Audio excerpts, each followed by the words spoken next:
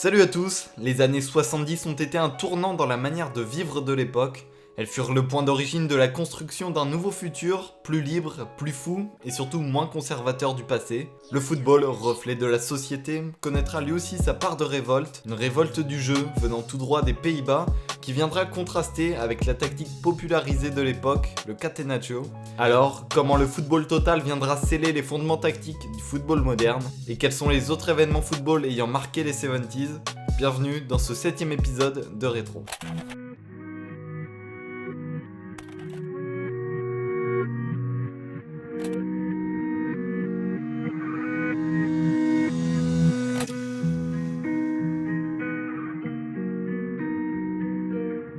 La Coupe du Monde 1970 est une édition historique en tout point, et ce dès le choix du pays hôte, le Mexique, premier territoire d'Amérique du Nord à accueillir le tournoi. Ce choix, qu'on pourrait croire anecdotique à l'échelle du jeu, aura une vraie influence sur les performances des joueurs. Ces derniers doivent composer avec un premier facteur, l'altitude. À 2660 mètres d'altitude, où se situe par exemple le stade de Toluca, la pression de l'air est bien plus faible et le manque d'oxygène est un facteur considérable pour les organismes. Le deuxième facteur sera la température. Les matchs se jouent sous une moyenne de 32 degrés. Pour réduire l'effet de la chaleur, la majorité des matchs sont joués à 16h, mais une minorité d'entre eux sont joués à midi sous un soleil tapant. Pourquoi ? Pour mieux convenir aux horaires de diffusion télévisuelle en Europe. La diffusion télévisuelle, c'est un autre facteur qui rend cette compétition encore un peu plus historique. À l'écran, la couleur née, les téléspectateurs découvrent pour la première fois la couleur or du Brésil, le bleu ciel de l'Italie, qu'il accréditera d'ailleurs de son célèbre surnom, la Squadra Azzurra. Une véritable révolution pour les téléspectateurs en Europe qui ont pu découvrir en même temps que les joueurs la couleur des cartons.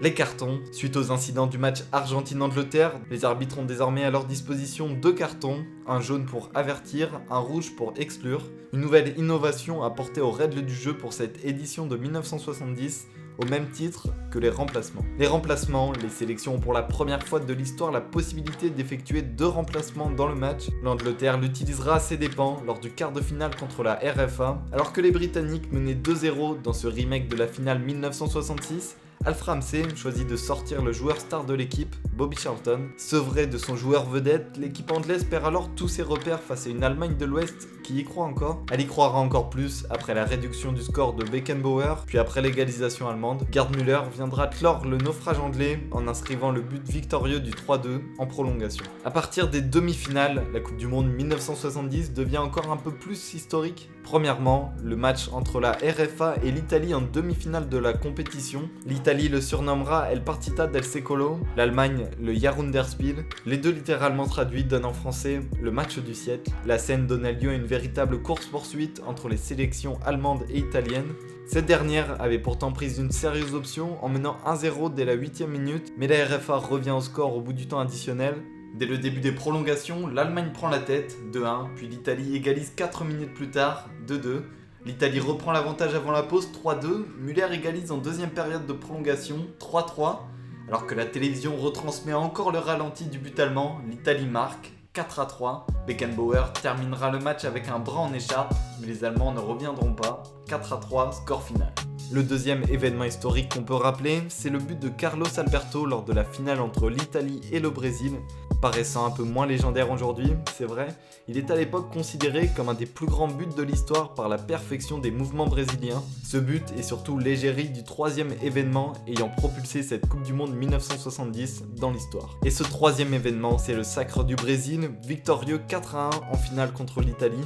Jamais une équipe n'a aussi bien joué au football que la Seleção lors du mondial 1970. Aucune défaite, des qualifications jusqu'au titre suprême. Le jeu collectif du Brésil est une partition parfaitement récitée qu'aucun adversaire ne sait déjouer. Gerson, Jairzinho, Rivelino, Tostão sont des individualités d'exception portées par un joueur à l'aura légendaire, le Roi Pelé. Si ce dernier est souvent considéré comme le meilleur joueur du monde, le Brésil 1970 est quant à lui reconnu par beaucoup comme la meilleure équipe de l'histoire du jeu.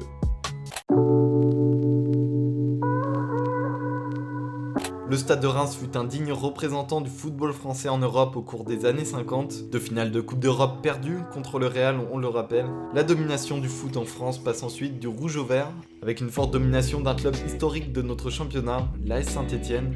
Albert Batteux, l'ancien entraîneur du Grand Reims, deviendra celui des Verts à partir de 1967. Ce dernier récolte très rapidement les fruits de son travail avec un doublé coupe-championnat l'année suivante. Le premier succès des belles années vertes qui remporteront les 3 championnats suivants. Les Verts dominent l'Hexagone, mais l'incapacité à briller hors des frontières laisse un goût d'inachevé. En 1970, la déception est encore plus grande alors que l'AS Saint-Etienne élimine en 16e de finale le Bayern Munich après avoir perdu 2-0 le match aller, victoire 3-2 au retour.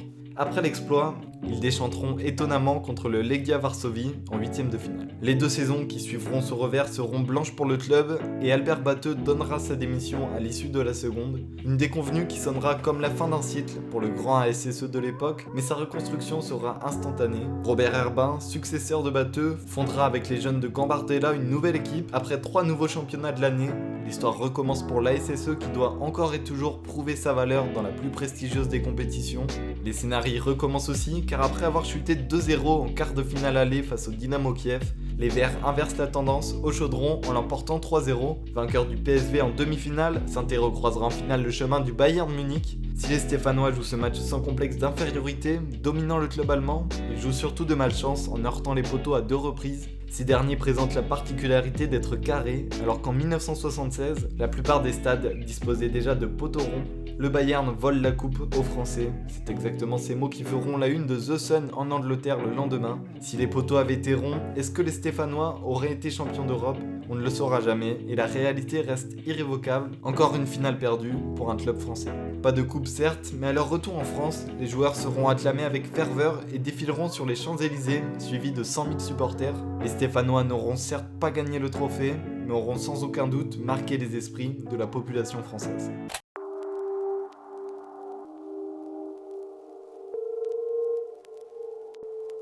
Avant de se plonger dans le football total néerlandais, faisons une petite parenthèse sur l'adoption du contrat à temps. Le contrat à temps était un match joué en dehors du terrain par de nombreux footballeurs. À l'époque, les joueurs sont liés à vie à leur club et ne peuvent être transférés sans l'approbation de leurs dirigeants. Ce rapport de force offre la possibilité à ces dirigeants de tirer les salaires vers le bas sans le risque d'un exil des joueurs mécontents. En 1963, Raymond Kopa, un des joueurs les plus cotés de l'époque, déclarait dans le journal France Dimanche les propos suivants: les footballeurs sont des esclaves, le footballeur professionnel est le seul homme à pouvoir être vendu et acheté sans qu'on lui demande son avis. Ces propos ne seront pas sans conséquences et le français recevra une lourde suspension de 6 mois. En revanche, ils sonneront comme une véritable prise de conscience des conditions de travail didactoriales des footballeurs de l'époque. L'Union nationale des footballeurs français est alors créée par les joueurs pour défendre leurs droits, avec à sa tête Juste Fontaine, auquel succédera ensuite Michel Hidalgo. Après une occupation du siège de la FFF, les footballeurs français gagneront le match pour l'adoption du contrat à temps.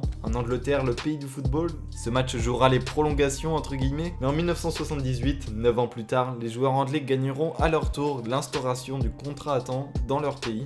Puis, le contrat à vie fera progressivement sa disparition des clubs de football.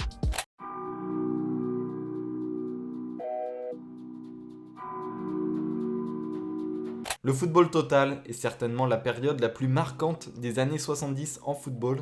Il s'inscrit parfaitement dans l'esprit de réinvention de l'époque, pas seulement inhérent au football, mais dans tous les domaines.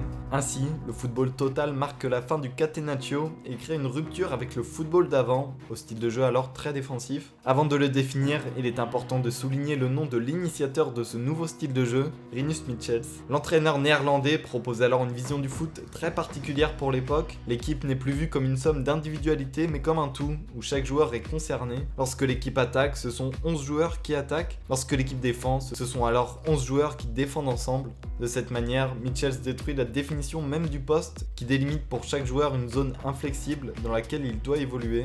Chaque joueur doit être libre de se déplacer partout, mais cette liberté ne se détache pas d'une autre notion, clé de voûte du football total, la permutation. C'est grâce à la permutation des joueurs que l'équilibre de l'équipe est maintenu. Sur le terrain, les hommes de Rinus Michels utiliseront cette arme jusqu'à son paroxysme, à un tel point que le défenseur pouvait aussi bien se retrouver en attaque que l'attaquant se retrouver en défense, à un tel point que le défenseur latéral devient alors un joueur offensif à part entière, à un tel point que le gardien devient lui aussi un participant au jeu de l'équipe. Enfin, le football total tire sa force dans sa capacité à étouffer l'adversaire en maintenant un bloc haut, grâce notamment à un pressing haut et organisé et une maîtrise à la perfection du piège du hors-jeu. Cette nouvelle manière de jouer au football, avant-gardiste, devait encore prouver sa légitimité d'un seul et unique moyen, les résultats, elle le fera. Le football total amène l'Ajax à remporter les 3 premières Coupes d'Europe de son histoire, successivement en 1971, 72 et 73. La sélection des Pays-Bas, avec à sa tête Michels en 1974, fera briller le football total aux yeux du monde grâce à un incroyable parcours jusqu'en finale du mondial. Ils perdront le titre face à la RFA de Beckenbauer. L'histoire se répète en 1978 et l'équipe néerlandaise se hisse à nouveau en finale de mondial et perd une nouvelle fois contre l'Argentine. Le football total fut imaginé par l'entraîneur Michels, mais pour être efficace, il lui fallut vivre à travers les joueurs. Une figure mythique de l'époque, le chef d'orchestre du football total, Johan Cruyff, fut certainement l'incarnation parfaite des idées de Michels. Le football total portera l'Hollandais volant, comme il était surnommé, au sommet de son art.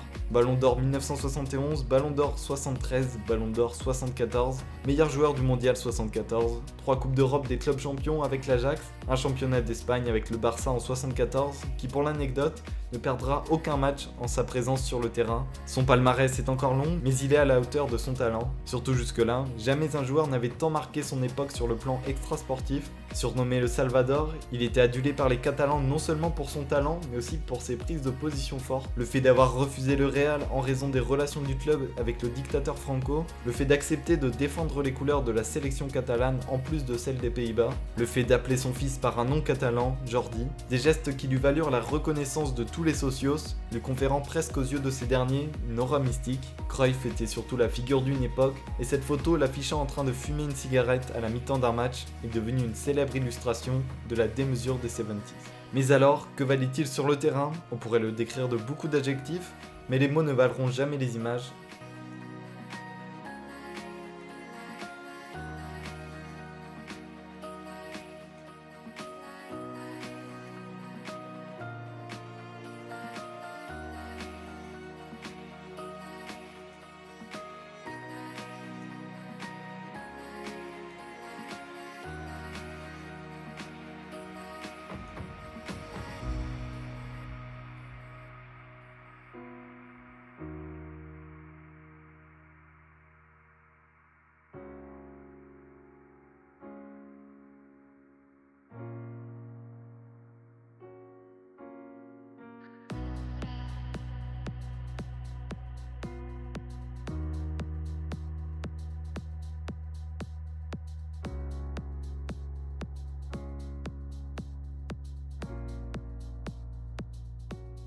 Johan Cruyff le joueur était donc un homme d'exception, mais qui sera Johan Cruyff l'entraîneur? La réponse dans le prochain épisode de Rétro.